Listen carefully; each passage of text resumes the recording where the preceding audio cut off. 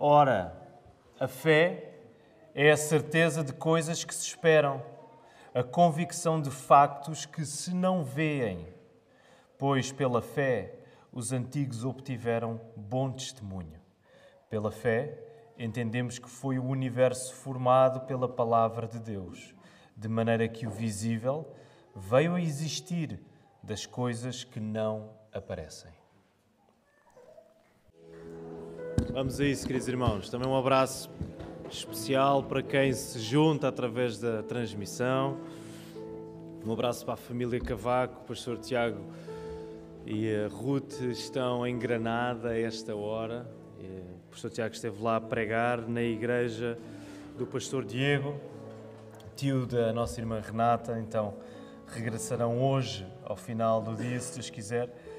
Queridos irmãos, o sermão de hoje chama-se Coisas Invisíveis. Porquê?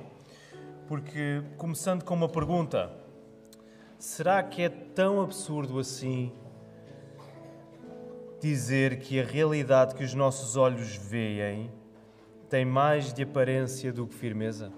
Será que é tão absurdo assim olhar para as coisas que nós conseguimos ver e, em particular, aquilo que nós encontramos na nossa própria vida, dentro de nós próprios? Será que é absurdo dizer que isso tem mais de aparência do que de firmeza? E aquilo que eu vos quero trazer através deste capítulo 11 de Hebreus é que só quando nós desistimos da nossa visão é que nós encontramos pela fé a verdadeira realidade que sustenta todas as coisas. E essa realidade é Jesus. Só quando nós desistimos, nessa medida, de ter o controlo e de confiar, é que nós, pela fé, vamos ver a realidade maior, mais firme, que sustenta todas as coisas que nós vemos. E essa realidade, ainda que invisível aos nossos olhos físicos, ela é palpável pela fé. Essa realidade é Cristo. Por isso nós queremos orar nesta hora, para que o Senhor nos guie. Vamos orar. Senhor, obrigado por este dia. Obrigado por aqueles que estamos aqui para te louvar. Obrigado pela tua igreja. Já há pouco se juntou um bom número, Senhor, do teu povo para te louvar, para escutar a tua palavra, Senhor, e que nós queremos pedir-te o mesmo para agora, Senhor. Que tu possas edificar a tua igreja na tua palavra, Senhor. Aquilo que acabámos de cantar nós pedimos, Senhor, que possas mostrar Cristo, mostra-nos o teu Filho, porque é o teu Filho que nós queremos, Senhor, é Jesus, a nossa salvação. Dirige-nos nesta hora, guarda-me a pregar esta palavra, Senhor, dá-me as palavras certas, o coração certo, Senhor, seco as nossas vidas nesta hora, para que tu possas transformar-nos segundo a tua vontade. É isto que nós queremos pedir e agradecer, no nome santo do teu Filho Jesus Cristo. Amém. Então, queridos irmãos, nós temos estado em Hebreus.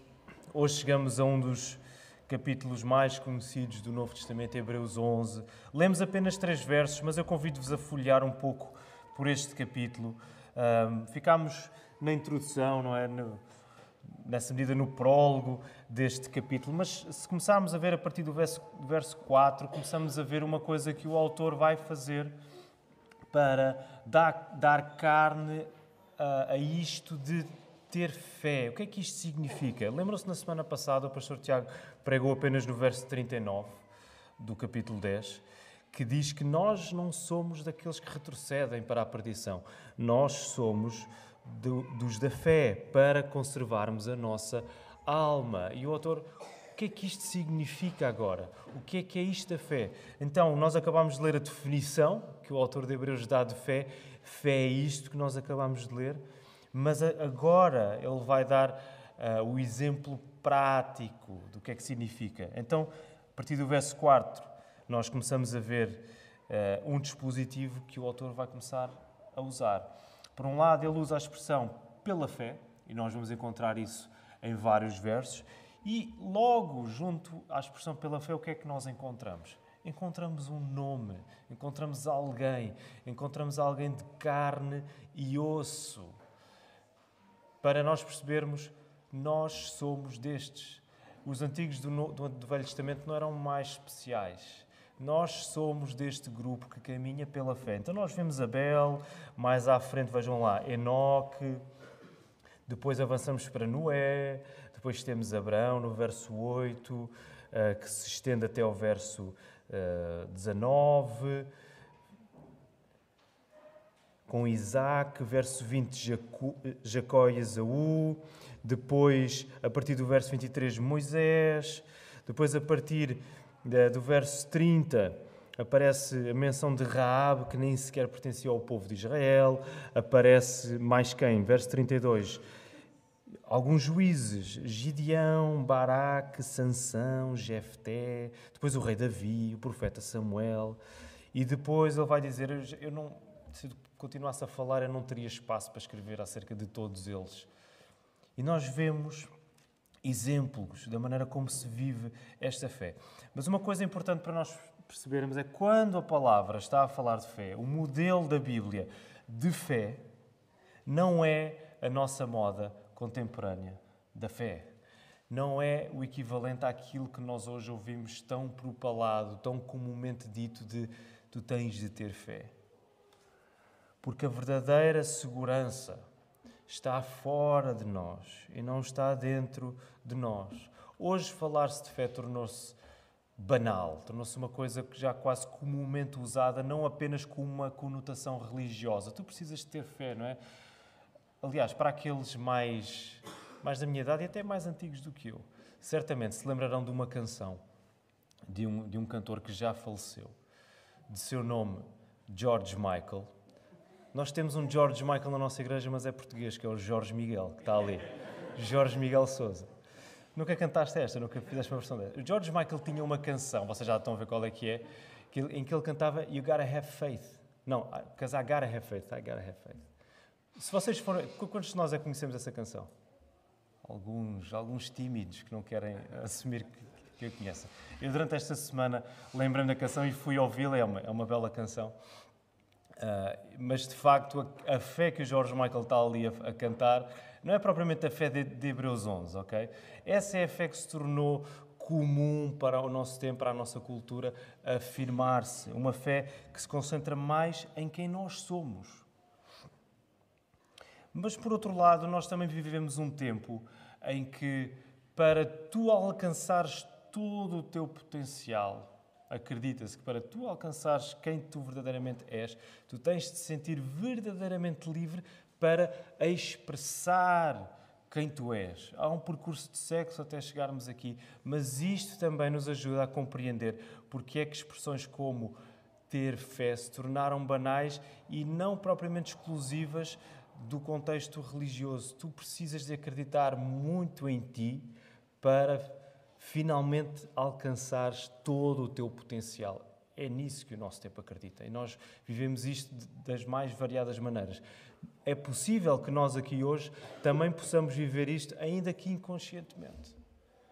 Em que a nossa fé, a nossa confiança esteja de facto em nós e nem sequer nos apercebemos disso, porque nós vivemos num tempo, num espaço, numa cultura e nós somos influenciados nisso. E nós temos de perceber. E perceber de que maneira é que o Evangelho também ataca e confronta isso. No fundo, a necessidade de termos fé, de querermos em alguma coisa, de acreditarmos em alguma coisa que nos segure, essa necessidade esteve sempre presente, nunca desapareceu. Por isso, a primeira coisa que eu te quero dizer é que teres fé não é uma questão sequer. Teres fé é um dado adquirido. Pode não ser a fé segundo a Bíblia, pode não ser a fé em Cristo, mas tu colocas a tua vida nas mãos de alguma coisa. Tu colocas a tua vida nas tuas próprias mãos. Tu confias sempre em alguma coisa. A verdadeira questão é onde está depositada a tua fé? Onde está depositada a tua esperança? Onde é que está depositada? Ou em quem ou no que é que está depositada a tua confiança?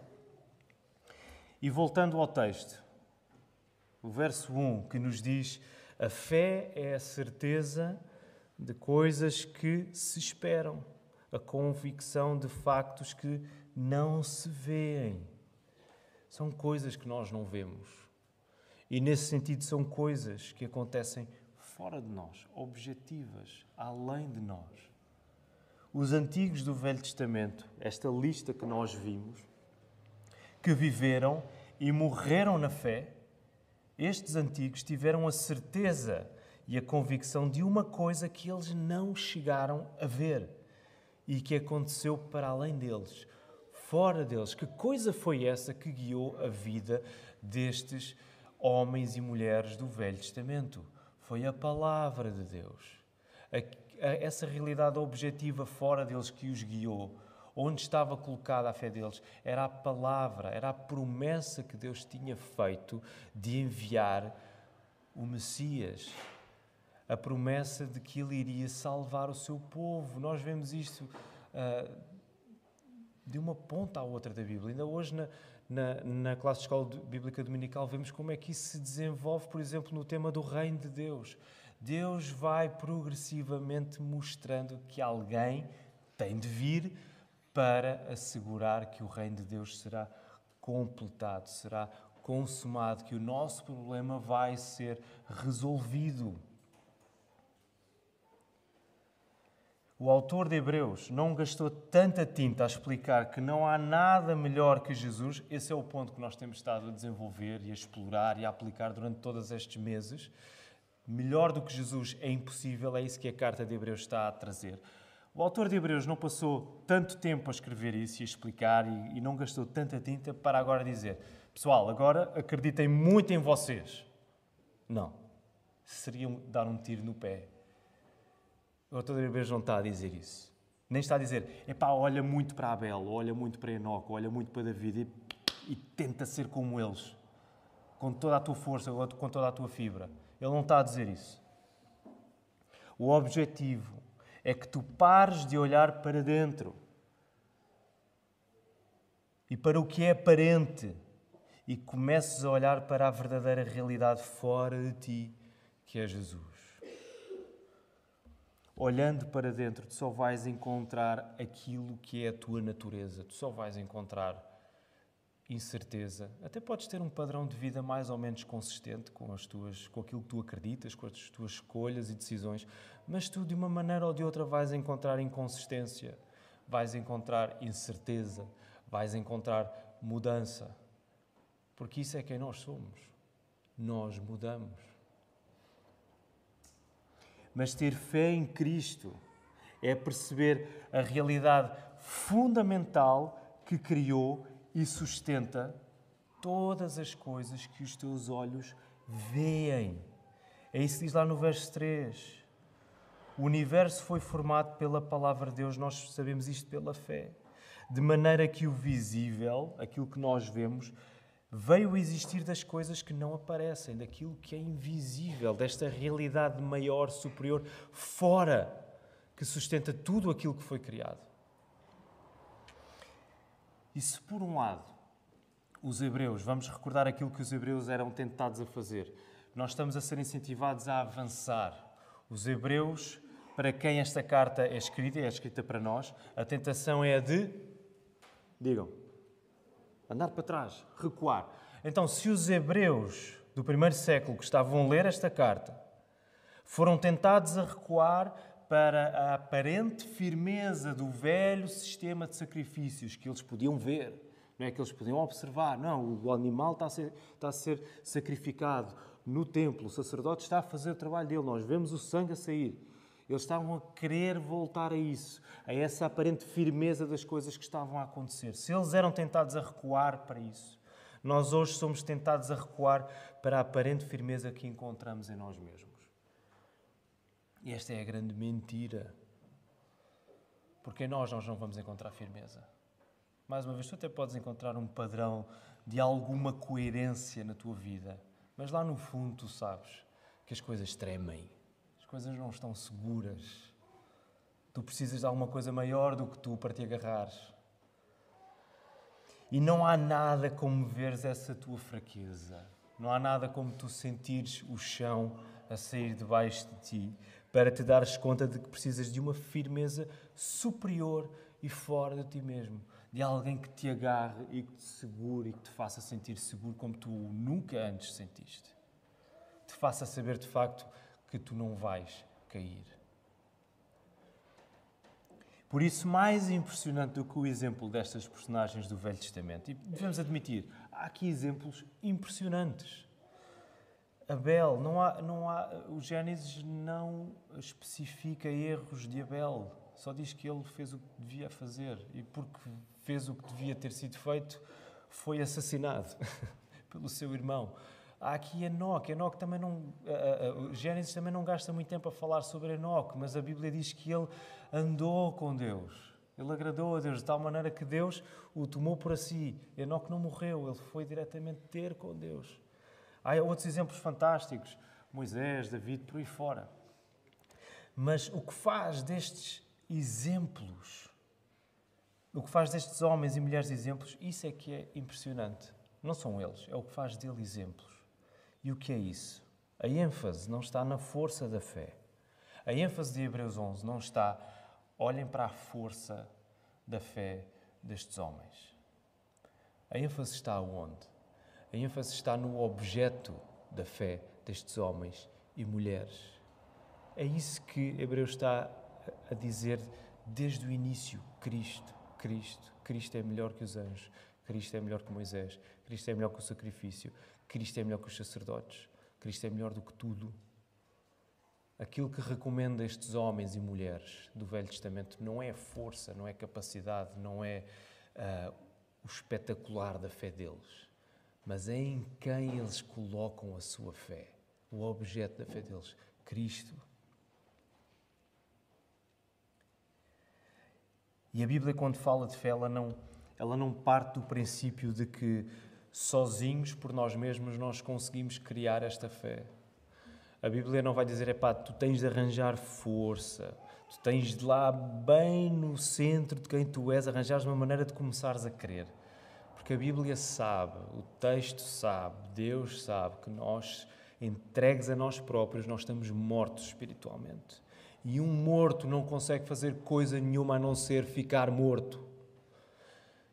A fé é uma coisa que nos é dada. É uma coisa que é criada em nós através de uma nova vida que nos é dada. Vida essa que Jesus garante na sua morte e ressurreição.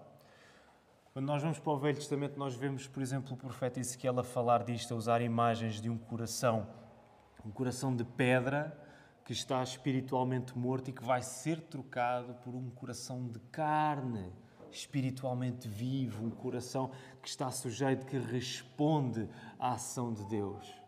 Tal como ouvimos hoje nos testemunhos, o André falava nisso, não é? Aquele reflexo de se arrepender, de confessar os seus pecados e de se entregar. Esse é o reflexo de um coração que está vivo. Isso não é um reflexo de um coração que está morto, que está indiferente para as coisas da fé. É um reflexo de um coração que foi renovado, que foi ressuscitado, um novo coração. E Hebreus 11 assenta nesta lógica. A lógica de que a salvação perfeita que acontece apenas e finalmente em Jesus é o que segura a fé destas pessoas.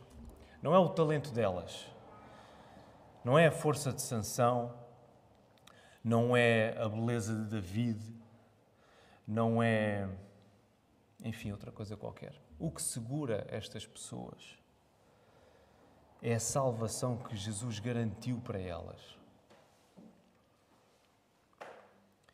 E por isso, se a nossa fé existe apenas por causa de Jesus, se tu estás aqui, tu crês em Jesus, essa fé foi-te dada, essa fé foi-te garantida, foi-te conquistada pelo sangue de Jesus e pela sua ressurreição.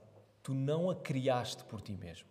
Se tu tens fé em Jesus, foi porque Ele garantiu isso no teu lugar.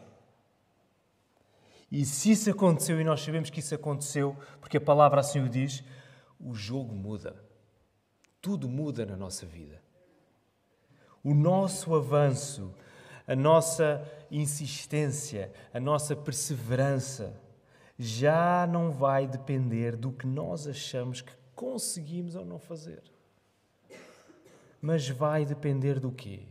Da capacidade perfeita do objeto da nossa fé. Vai depender única e exclusivamente, 100%, da capacidade perfeita que Jesus tem. Por isso, o poder para avançarmos está garantido. A frase vai aparecer aí. O poder para avançarmos está garantido. Não porque nós conseguimos resolver alguma coisa em nós e conseguimos fortalecer a nossa fé por nós próprios, mas porque o Salvador que nos trouxe à fé é o Salvador que nos mantém nela. Nós não precisamos de Cristo apenas no dia em que somos salvos. Os testemunhos dos nossos irmãos mostraram isso. Eles precisam de Cristo todos os dias. Porque o Salvador que nos traz à fé, que nos dá a fé, é o Salvador que nos mantém nela. Senão Ele não seria grande Salvador. Se nós, a meio do caminho, pudéssemos perder a nossa fé. Mas Jesus garante que nós vamos manter a nossa fé até ao fim. Por isso nós temos poder para avançar. Percebem? Isto descomplica. Já não está nas tuas questões, já não está nas tuas contradições, já não está nos teus problemas, mas está unicamente em Jesus. Essa é a garantia, esse é o poder para avançar. Quando Cristo nos salva, Deus concede-nos a fé. Esse é o meio pelo qual nós somos salvos. Nós não somos salvos pela fé por si mesma. Não é a fé que nos salva. Quem nos salva é Cristo. A fé é o meio pelo qual Deus usa para que nós coloquemos a nossa vida nas mãos de Cristo. E por isso, a fé mais fraca é um veículo ou é um meio tão válido para se receber Cristo quanto a fé mais robusta. Porquê? Porque em ambos existe o mais importante, que é a realidade da confiança em Deus. Quando nós chegamos a primeira vez à fé, uns estão mais trêmulos, com a fé mais hesitante, ainda assim confiam em Jesus. Outros estão confiantes, completamente seguros de quem Jesus é e confiam em Jesus. A salvação acontece para ambos, porque não está dependente da força da fé de cada um, está dependente da força de quem os salva. Daí que nós encontremos nesta lista de homens e mulheres do Velho Testamento histórias de fé mais periclitantes que outras.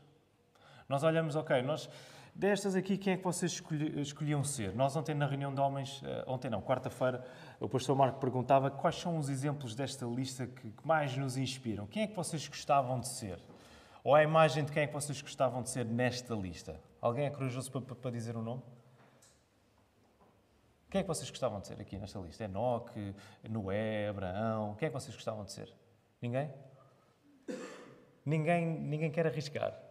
Ok. Nós começamos a ver os nomes e vemos, Abel parece um rapaz simpático, fez aquilo que tinha de ser feito, é verdade, depois correu mal, foi o próprio irmão assassinou, a primeira história de irmãos não é grande coisa na Bíblia, porque é uma história de homicídio. Enoque não morreu, andou com Deus. Mas eu não me vejo a conseguir chegar aos calcanhares de Enoque. E nós esquecemos de uma coisa, que esses que parecem melhores que os outros, depois vamos ver exemplos como de Moisés, que tendo estado com Deus de uma maneira como mais ninguém esteve, passou-se da cabeça, usando a expressão corriqueira, atirou com as tábuas da pedra, com as tábuas da lei quando viu o bezerro de ouro. David era um grande rei, fez o pior que podia ter sido feito.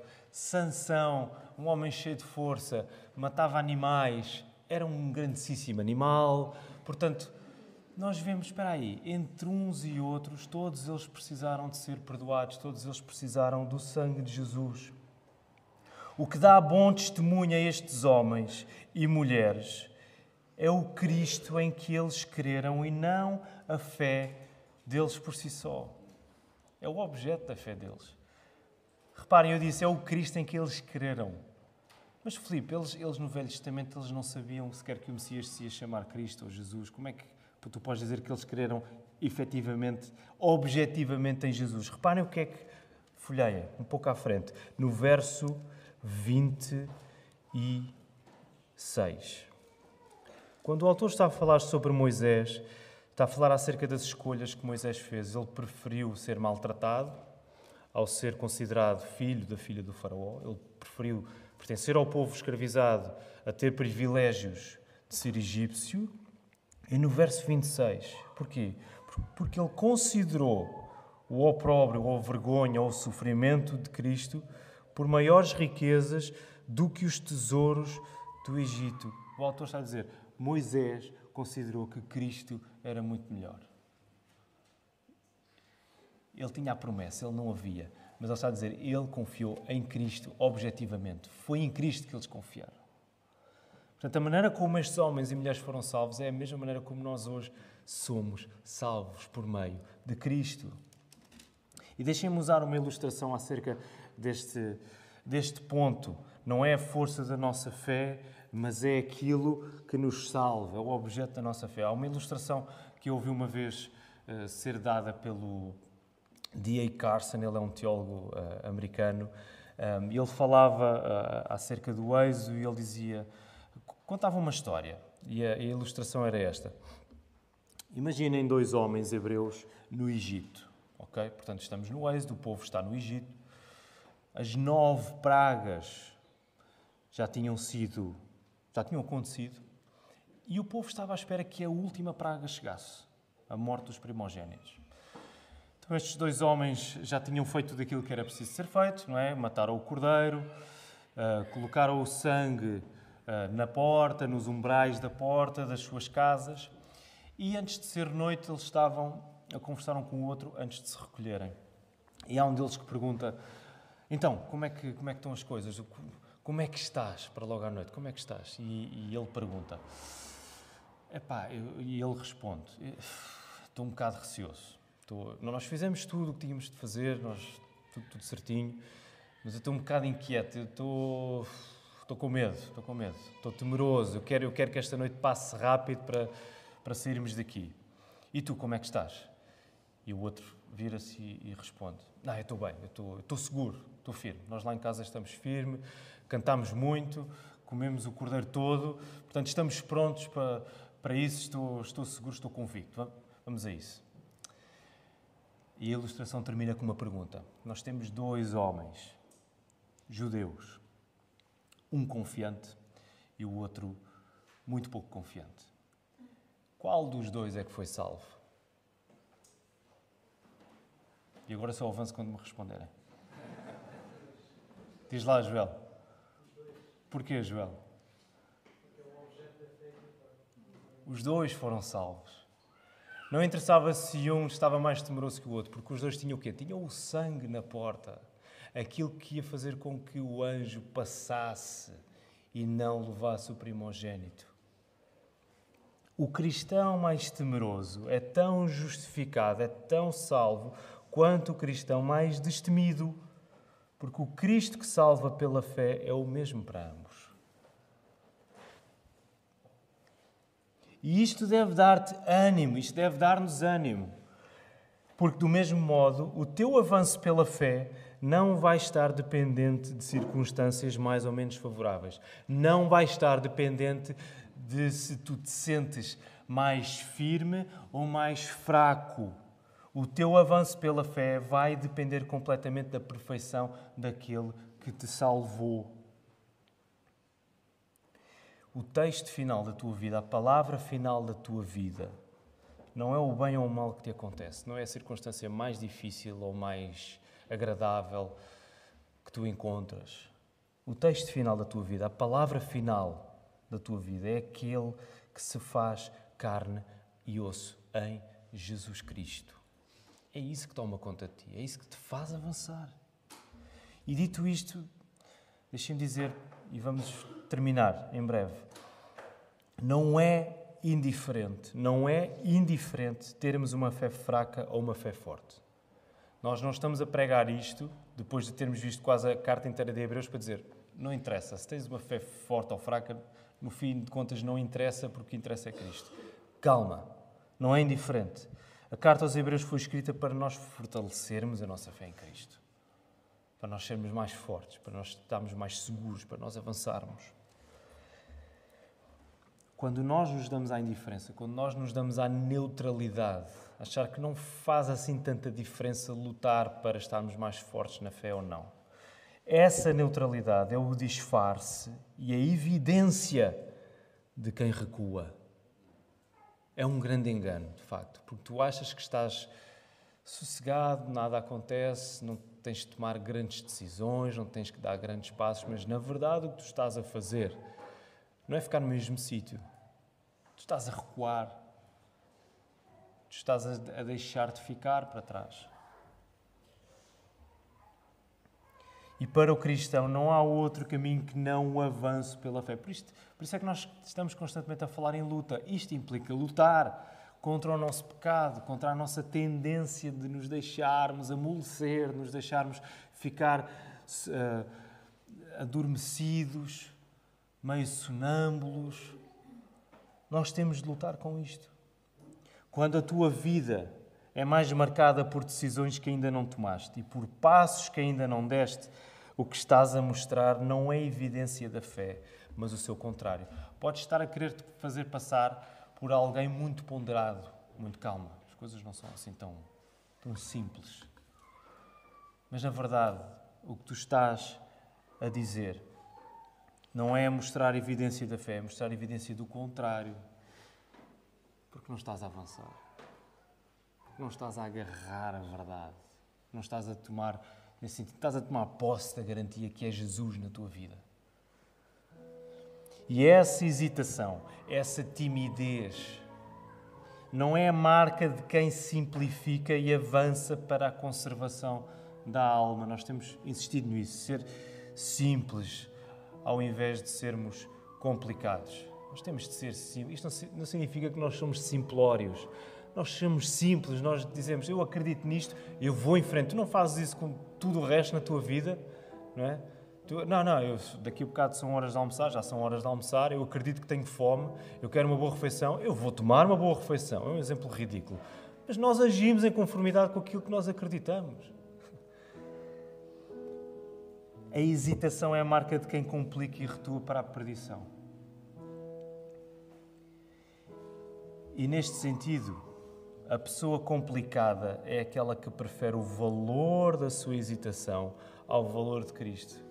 Se tu dizes que tens fé e preferes ficar num sítio onde não tens de tomar grandes decisões que podem abalar a tua vida, mas que te fazem avançar para confiar em Jesus, o que estás a dizer é, tu preferes, de facto, a beleza da tua hesitação e da tua timidez. Tu não preferes assim tanto a beleza de Cristo e o poder de Cristo.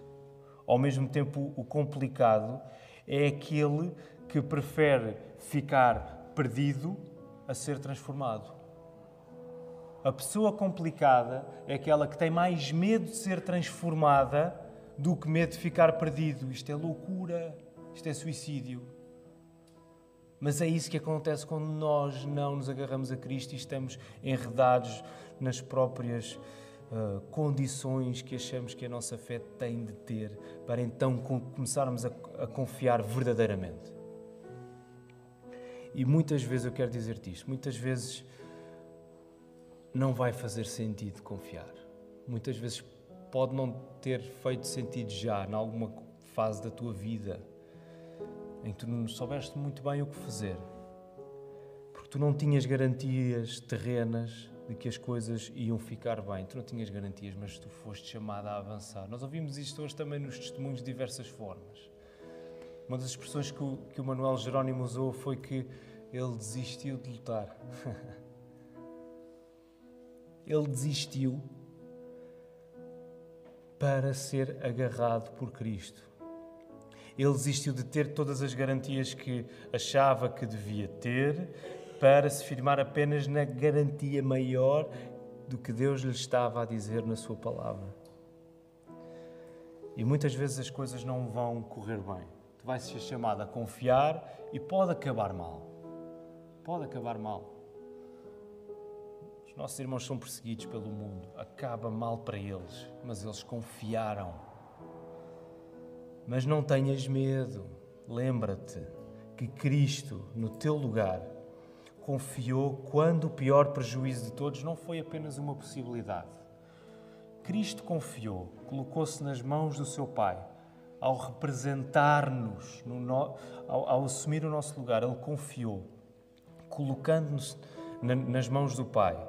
lá no jardim do Getsémani, sabendo que o pior prejuízo que ele podia ter não era apenas uma possibilidade.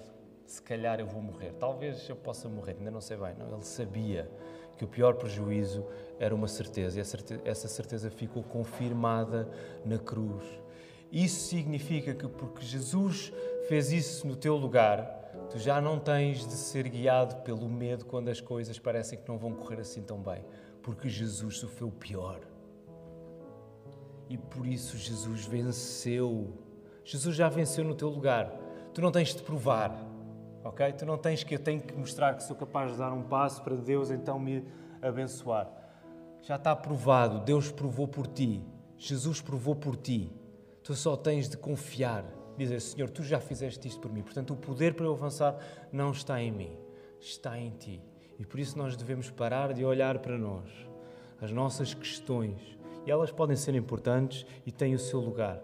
Mas o que vai ter a palavra final é Cristo ou não. Ou é Cristo ou não é. E só em Cristo é que nós vamos ter o poder para avançar pela fé. Que o Senhor nos ajude, queridos irmãos.